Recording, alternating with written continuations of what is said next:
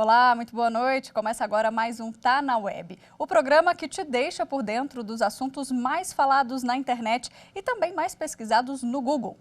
E entre os trends, gente, dessa semana está o Supremo Tribunal Federal. Isso porque a Corte lançou ontem a campanha Democracia Inabalada, em resposta aos ataques sofridos no dia 8 de janeiro. Até o dia 1º de fevereiro vão ser exibidos vídeos aqui na TV Justiça, em outras emissoras, parceiras, sites e também nas redes sociais, com o objetivo de chamar a atenção para o vandalismo que aconteceu aqui no edifício sede e também destacar que a democracia e a Suprema Corte saem fortalecidas desses acontecimentos. Então vamos assistir agora ao primeiro vídeo que foi publicado ontem nas redes sociais e também veiculado aqui na TV. Pode rodar.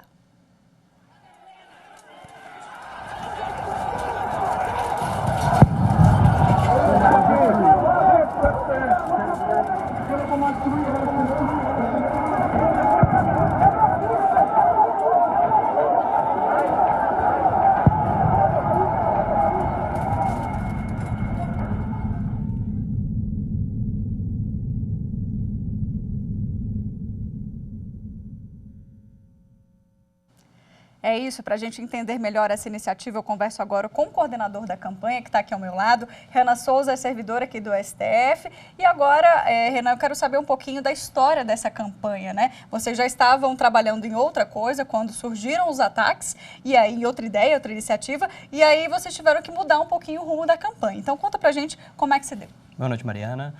Uma pesquisa do ano passado revelou que boa parte dos brasileiros não conhece muito bem quais são as funções que o Supremo desempenha. E nós fizemos um grupo de trabalho para começar a trabalhar em ações de comunicação que tentassem reverter esse cenário. E a gente estava trabalhando em uma peça educativa, inclusive a gente estava filmando na sexta-feira anterior aos ataques alguns testes no plenário. E aí domingo aconteceram os ataques de vandalismo e nós nos reunimos na segunda e falamos, olha, a campanha tem que mudar completamente de foco, né? Nesse momento a gente tem que firmar numa mensagem de que o Supremo está de pé, continua de pé, né? Os ataques foram muito violentos, as imagens foram muito fortes, Sim. Mas a gente decidiu, por meio dessa campanha, dizer, olha, o prédio, a instituição, os móveis foram atacados, foram atingidos, foram vandalizados, mas a instituição permanece muito forte e continua a seguir e cumprir o seu papel constitucional. E é uma campanha também que abrange não só o STF, mas também o Judiciário como um todo. Tem outras instituições participando? Sim. Inclusive, a gente decidiu por chamar a campanha de Democracia Inabalada, porque não é só o STF que está inabalado, a democracia continua firme. E aí nós fomos atrás de parceiros. Um dos mais importantes é a ABAP, que é a Associação Brasileira das Agências de Publicidade. Eles participaram das conversas, né, de fazer uma peça publicitária forte, firme, de impactante, e a ABERT, que é a Associação Brasileira das Emissoras de Rádio e TV, que está nos disponibilizando espaços para que a gente veicule essas peças, não só na TV Justiça, não só nas redes sociais do Supremo, mas também nas TVs abertas e fechadas, para que a mensagem atinja o maior número de pessoas possível. Que legal. Até em monumentos aqui em Brasília a gente viu, né, a peça. Nós conseguimos também o apoio de uma empresa de Brasília que tem um dos maiores painéis de LED do Brasil e ele fica voltado para a Praça dos Três Poderes. Então, é um espaço muito significativo para a gente colocar essa campanha lá, porque é o lugar que dá visibilidade à campanha no local onde aconteceu o problema, né? Agora, todo mundo tem acesso a essas peças, a campanha começou ontem, mas vai, né, até o dia 1º, então não é só um vídeo, né? Tem várias peças vindo por aí, todo mundo pode acessar? Sim, nós colocamos lá no site do Supremo um bannerzinho, Democracia Inabalada, então lá até o momento tem todas as versões desse vídeo que foi lançado, vertical, horizontal, para celular, e também tem cards, que são peças estáticas com frases de ministros, frases, por exemplo, do secretário-geral da ONU, e com fotos muito impactantes que foram tiradas por fotógrafos que representam o momento e que registram. Porque uma coisa importante que a gente decidiu fazer é mostrar por essa campanha que essas coisas aconteceram e que elas também não podem ser esquecidas. Sim, né? Com certeza. Para que não aconteça novamente. A gente espera que não. Sim. E tem um motivo dessa campanha durar até o dia 1º de fevereiro, que é quando a gente retorna aqui, né, às atividades da Corte? Assim que a ministra Rosa Weber se pronunciou com relação aos ataques, ela foi muito clara ao dizer que o Supremo voltaria, né? Para quem não sabe, o Supremo está em recesso, né? E os ministros voltam no dia 1º de fevereiro. Todo ano tem abertura, tem uma sessão solene da abertura do ano judiciário. E ela falou, olha, no dia 1º de fevereiro, o plenário vai estar em funcionamento, e essa é uma mensagem muito forte, né? De que, mais uma vez, o Supremo não foi abalado por isso, né? Que os móveis, todo aquilo ali está sendo restaurado e que no dia 1º vai acontecer, a justiça continua funcionando normalmente, os brasileiros não estão desassistidos, a democracia está forte, por isso a gente vai até 1º de fevereiro. Depois, a campanha não precisa mais tocar nesse assunto porque o judiciário segue em frente, como se nada tivesse acontecido do ponto de vista da estrutura. A estrutura foi restabelecida, a justiça já estava funcionando normalmente, nada mudou e aí a campanha para por ali. Bom, para a gente fechar, Renan, não só as instituições, as TVs, né, os meios de comunicação podem participar, mas o público que está assistindo a gente também pode usar a hashtag. Então vamos falar um pouquinho mais do uso dessa hashtag, como é que as pessoas podem também encontrar esses posts, o que elas podem digitar tanto no Instagram quanto no Twitter para encontrar a campanha. Hashtag Democracia Inabalada, é bem simples. Nós tivemos uma grande adesão ontem, né? Chegamos aos trending topics do Twitter e tal. E quem quiser participar não precisa ser só com as peças que o Supremo criou. Qualquer pessoa que deseje se manifestar a favor da democracia, seja com uma foto, seja com uma mensagem, mas utilizando a hashtag Democracia Inabalada, ela vai estar apoiando a campanha e, consequentemente, a democracia. Que ótimo, Renan. Obrigada, então, pela sua participação. Parabéns pela campanha. Esse discurso segue e estou ansiosa para ver as outras peças, porque eu adorei a campanha. Parabéns mais uma vez. Obrigado. Bom, você pode sair por ali. Obrigado. Eu vou continuar por aqui, então, porque eu vou chamar a constitucionalista Cristine Petter, que vai falar comigo agora sobre a importância da democracia. Cristine, que também é servidora aqui do STF, acompanha o dia a dia aqui do nosso trabalho. Cristine, bem-vinda. Obrigada mais uma vez por aceitar o nosso convite. Obrigada a vocês. É sempre um prazer estar aqui na TV Justiça e principalmente em semanas tão desafiadoras como essa, podermos falar do Supremo Tribunal Federal, dessa bela campanha, que é uma campanha instaurada a partir, né, desses eventos chocantes, desses eventos lamentáveis, mas que certamente vamos sair mais fortalecidos e com uma democracia verdadeiramente inabalada.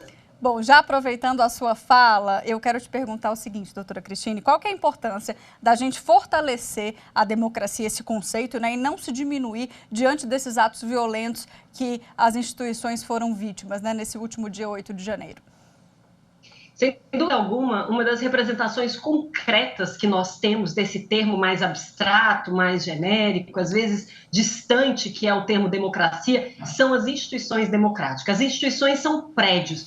Quando se vai a Brasília, quando se faz turismo, ou mesmo quando se vê em fotos dessa cidade, né, marcada por uma arquitetura exuberante, marcada por um planejamento urbanístico maravilhoso, nós pensamos que ela é forjada a partir de conceitos democráticos. O projeto que estabelece a nossa cidade, que estabelece os prédios dessa cidade, especialmente, né, quando visitamos a Praça dos Três Poderes, nós conseguimos concretizar a ideia de democracia através dos prédios, através das estátuas, através dos símbolos que movem, né, essa praça em direção ao verdadeiro conceito de democracia.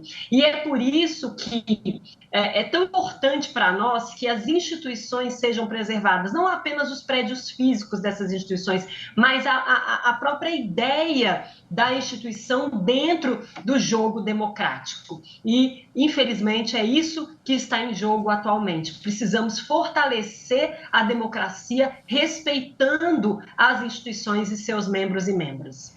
E é legal a gente falar também, doutora Cristine, da adesão, né? Tanto das mídias, quanto das redes sociais, quanto da TV Justiça também, em abraçar esse projeto para levar até a população, de uma forma geral, esse conceito de democracia e mostrar que sim, estamos presentes, a democracia não foi abalada, né? Apesar de a estrutura física, como você mencionou há pouco, ter sido alvo, né, desses atos golpistas, a democracia segue de pé. É verdade, principalmente os jovens brasileiros, né, brasileiros e brasileiras, que ainda não têm uma ideia muito concreta daquilo que significa política ou do valor do seu voto. Cada vez mais assistimos no ano passado uma campanha intensa para que a juventude pudesse, né, expressar o seu voto, ainda que facultativo, nas urnas, nas eleições de 2022, e foi um movimento muito interessante, e agora, novamente, nós temos que, através das redes sociais, dessa linguagem comunicativa, principalmente para os cidadãos e cidadãs brasileiros jovens, que eles entendam da importância de se viver sob o regime democrático. Muitos deles nasceram sob a democracia e não têm ideia como é difícil restabelecer esse sistema quando ele é violado, quando ele é retirado de cena do jogo político de uma sociedade.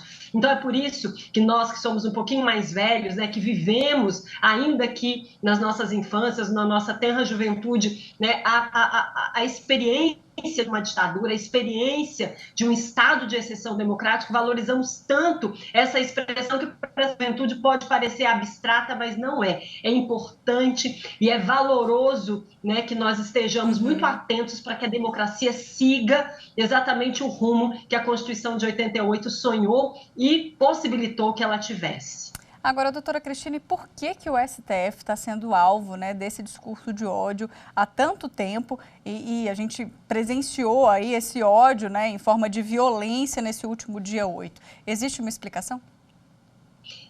Existem muitas explicações, né? E todas elas são, a partir do ponto de vista de quem explica, verdadeiras. Mas eu gostaria de colocar um ponto de vista, né, como professora de Direito Constitucional há quase 3 décadas, como servidora do Poder Judiciário, especialmente, né, no Supremo Tribunal Federal nas últimas 2 décadas.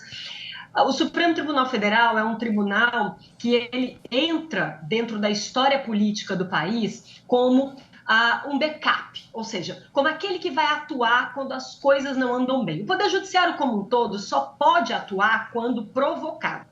A gente chama isso de princípio da inércia. A inércia do judiciário quer dizer, quando o Poder Judiciário ele é chamado é porque algo não vai bem.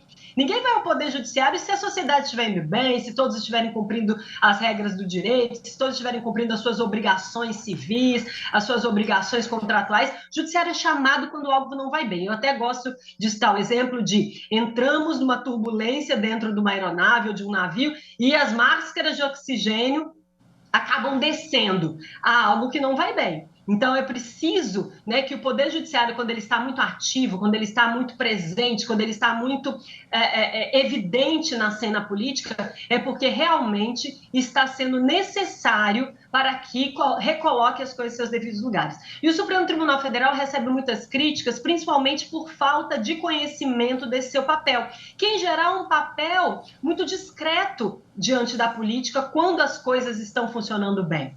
Então, nos últimos anos, nós estamos vivendo uma turbulência democrática. Em vários sentidos e por vários motivos. Mas eu diria que esse discurso do ódio, ele é apenas a radicalização de algo que estava acontecendo na sociedade. Ele é mais um alvo. E é muito interessante ver que ele não foi destruído sozinho, mas ele foi muito destruído, né? Talvez dentro de todas as invasões, a do Supremo foi a mais violenta, foi a mais simbólica, até porque já era um discurso do ódio direcionado, eu que sou servidora, né, e que sempre tive muito orgulho de dizer trabalho no Supremo Tribunal Federal, sentia isso na pele, pessoas atacando a minha pessoa, às vezes a minha própria docência, por conta do Supremo Tribunal Federal. Então, experimentar isso realmente é uma fase muito triste da história do país, porque é o discurso do ódio. A liberdade de expressão, a liberdade de manifestação, o direito de reunião, o direito de oposição democrática são direitos fundamentais inabaláveis junto com a nossa democracia. Mas quando isso gera discursos de ódio, quando isso gera um exagero na manifestação, isso não mais é acolhido como um direito fundamental. Você não tem o direito de manifestar-se de forma odiosa contra pessoas e instituições. E foi isso que nós assistimos nesse episódio triste. Eles não apenas se manifestaram verbalmente, como vinha acontecendo nas redes já de forma reiterada. O ano de 2022 talvez tenha sido um campeão dessa audiência odiosa e principalmente através de atos e manifestações que estarreceram o Brasil e o mundo. Então eu diria que o Supremo foi alvo desse discurso do ódio, dessa falta de tolerância, dessa falta de consciência de que é possível divergir, de que é possível se opor, de que é possível não concordar, mas isso não dá o direito ao discurso do ódio, ao discurso de violência, ao discurso de atacar pessoas e instituições. Tá certo, que aula, sempre tão bom te ouvir. Obrigada, doutora Cristina. Nosso tempo desse bloco aqui está chegando ao fim, vou precisar continuar o programa, mas eu agradeço imensamente a sua participação aqui, os esclarecimentos, por ensinar a gente, né, sobre os conceitos de democracia e a importância de mantê-la sempre viva. Mariana, estou sempre por aqui, é um prazer imenso estar com vocês da TV Justiça. Até breve. Obrigada, até logo. Você aí de casa, continua comigo, hein? Vamos voltar ali para as telas do Google para a gente saber quais foram os outros assuntos, né, pesquisados durante a semana na internet. Vamos lá, a gente começa destacando o auxílio reclusão. Esse tema, gente, foi alvo de fake news, viralizou de uma forma inimaginável nas redes sociais, né? O auxílio reclusão, eu não sei se vocês acompanharam, mas a notícia falsa era o seguinte, dizia que o valor do auxílio reclusão iria ultrapassar o valor do salário mínimo, mas isso não é verdade. O que acontece é que o aumento do salário mínimo, que esse ano foi, né, para R$ 1.320, altera diretamente o valor do auxílio reclusão. O valor de mais de R$ 1.700 que constava aí na fake news se refere, na verdade, ao valor que o INSS passa a considerar como limite de renda bruta mensal para o segurado. A polêmica foi tão grande que gerou aí mais de 1 milhão de pesquisas no Google. Próximo tópico, imposto de renda, segunda tela que a gente destaca aqui, ó. A pesquisa foi declarar imposto de renda 2023. Foi dessa forma que o pessoal buscou aí esse assunto no Google. E o ano mal começou, né, gente? Já veio o imposto de renda para o nosso desespero. Esse assunto ficou em alta por causa da promessa de campanha do novo presidente, que defendeu a isenção do imposto de renda para os contribuintes que ganham até R$ 5.000 por mês. Mas isso não vale para esse ano. O prazo para o envio da declaração do imposto de renda de 2023 é sempre ali do primeiro dia útil de março até o último dia de abril, né? Em alguns momentos esse período é estendido, mas esse tempo quem define é a Receita Federal. Nosso último destaque, desafio TikTok. A gente encerra esse giro aí com esse destaque, desafio do apagão do TikTok. Esse desafio voltou a circular depois que uma criança de 12 anos morreu sufocada ao tentar reproduzir essa trend. A ideia desse desafio é o seguinte, né? Propõe que os participantes se sufoquem por alguns segundos na intenção de chegar aí a um suposto estado de euforia e compartilhar esse resultado com outras pessoas nas redes, especialmente no TikTok. E essa loucura é antiga, surgiu lá em 2008. E quando surgiu a brincadeira, só nos Estados Unidos, 82 jovens morreram tentando cumprir o desafio. E esses dados são do Centro de Controle e Prevenção de Doenças. Então, pais, atenção, sempre monitorando aí as redes sociais dos filhos. A gente faz agora, então, uma rápida pausa. Já já eu volto no segundo bloco com mais informações para você. Não saia daí.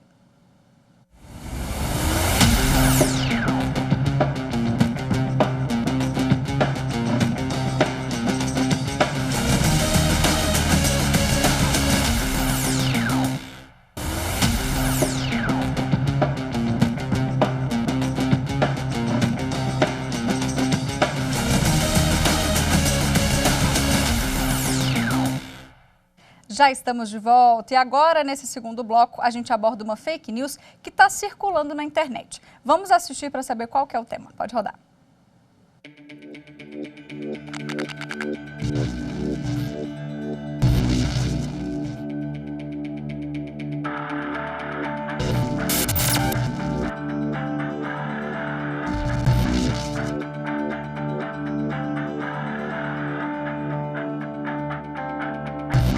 A fake news diz que existe um projeto de lei que já estaria sendo aprovado, que desregulamentaria uma série de profissões. Isto é, um cidadão, para exercer essas profissões, ele não precisaria mais de diploma universitário, não precisaria ir para uma universidade. Dentre essas profissões estão a profissão de médico, de psicólogo e de arquiteto, por exemplo. Só que isso é falso. É falso porque é apenas um projeto. Há uma diferença muito grande entre apresentar um projeto e esse projeto ser aprovado. Vocês sabem da demora que existe na aprovação de projetos do Congresso Nacional. Esse projeto teria que passar pela Câmara dos Deputados, depois pelo Senado Federal.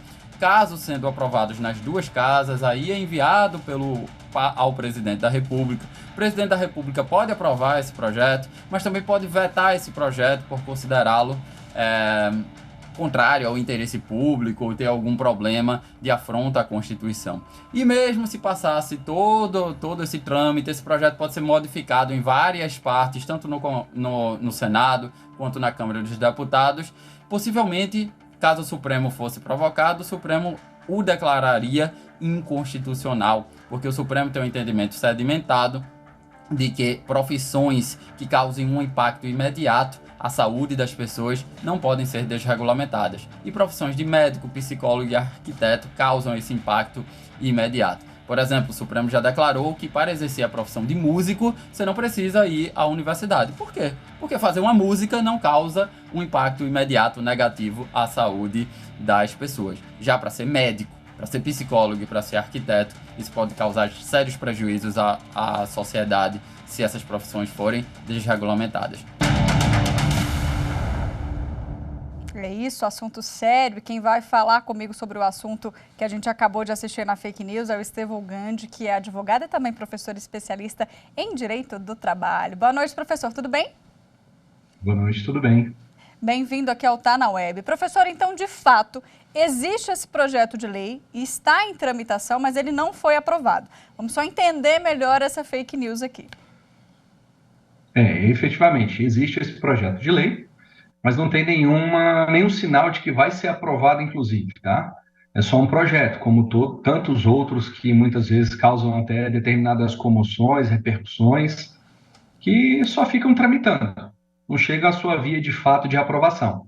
Até porque tem um clamor social, onde o deputado que foi eleito pelo povo e está sendo representante ali, ele toma as devidas cautelas e providências no sentido de muitas vezes refutar, de não ir a favor desse tipo de projeto de lei. Na verdade, hoje a gente só tem um projeto mesmo. Entendi. Bom, de qualquer forma, se chegasse a ser aprovado, existe uma questão de inconstitucionalidade nesse tema. Pode explicar melhor para a gente? Sim, aí a gente poderia até ver vários vícios de constitucionalidade, né? O primeiro poderia ser um vício formal, poderia ser um vício material, e certamente isso chegaria até o Supremo Tribunal Federal. O Supremo já declarou que determinadas profissões que são essenciais, principalmente ao bem da coletividade, elas não podem ser desregulamentadas. E se tivesse essa desregulamentação, com certeza afetaria diretamente a população. Imagina só, nós temos uma pessoa que nunca passou por uma faculdade de medicina, nunca passou por uma especialização na área da medicina, na área médica, e de repente ele começa a atuar dentro de um hospital para poder atender determinados pacientes. Certamente isso vai causar vai ficar meio arranhado dentro da instituição, vai ficar arranhado dentro do próprio hospital, e certamente o serviço não vai ser bem prestado. Aí vão ter várias instituições, como não só o Supremo, como o Ministério Público do Trabalho também, para poder atuar diretamente e impedir com que isso venha a acontecer. Quais profissões esse projeto de lei contemplaria? Na verdade, aqui são aquelas profissões em que se exige um curso superior. E aí nós poderíamos indicar a advocacia, no caso, para os advogados exercentes atuantes, né? E não precisaria necessariamente de um exame de ordem. A gente poderia estar falando aqui dos médicos, dos enfermeiros, dos arquitetos, dos engenheiros e assim por diante. Na verdade, esse projeto abrangeria aproximadamente mais de 30 profissões. Então, é uma situação bem peculiar. Né? Não tem cabimento. Imagina só, eu costumo até falar, imagina só você comprar um apartamento, a casa dos sonhos, de repente, num imóvel onde quem foi responsável técnico é um engenheiro, que se diz engenheiro, mas que não passou pela faculdade, não observou as competências, as habilidades, as definições específicas para o exercício daquela profissão e simplesmente construiu um prédio. É um risco muito grande, talvez quem está caminhando com esse projeto de lei não tenha pensado dessa forma. É verdade. Bom, já que a gente está falando de projeto de lei e ele realmente existe e foi envolvido nessa fake news, é importante a gente dizer que nos perfis oficiais lá do Congresso Nacional, né, no site, a pessoa consegue checar, não consegue esse andamento para saber se realmente aquela notícia é verdadeira ou não, professor? Consegue sim. O maior problema hoje das fake news é que uma vez que a pessoa recebe a informação, ela não tem o cuidado necessário de poder fazer uma pesquisa. E hoje, com esse campo enorme que nós temos da internet, principalmente nessa lei de acesso à informação, nas possibilidades que os sites e os órgãos públicos têm dado, é fácil constatar se isso efetivamente é uma fake news ou não. Mas a gente está, infelizmente, abraçando a ideia de que a informação foi vinda e aí que a informação tem que ser passada, ainda que eu não analise a fonte, nem se isso efetivamente está acontecendo. É o caso dessa fake news aí. Tá certo. Professor, eu te agradeço. Muito obrigada pelos esclarecimentos aqui. Uma boa noite. Boa noite, até logo. Bom, para você aí de casa, a gente fica por aqui. Não deixe de seguir a TV Justiça nas redes sociais. A gente está no Instagram, no Twitter, no YouTube e também no Spotify. Muito obrigada pela sua companhia. Eu volto na semana que vem com mais um tema da web para você. Até lá!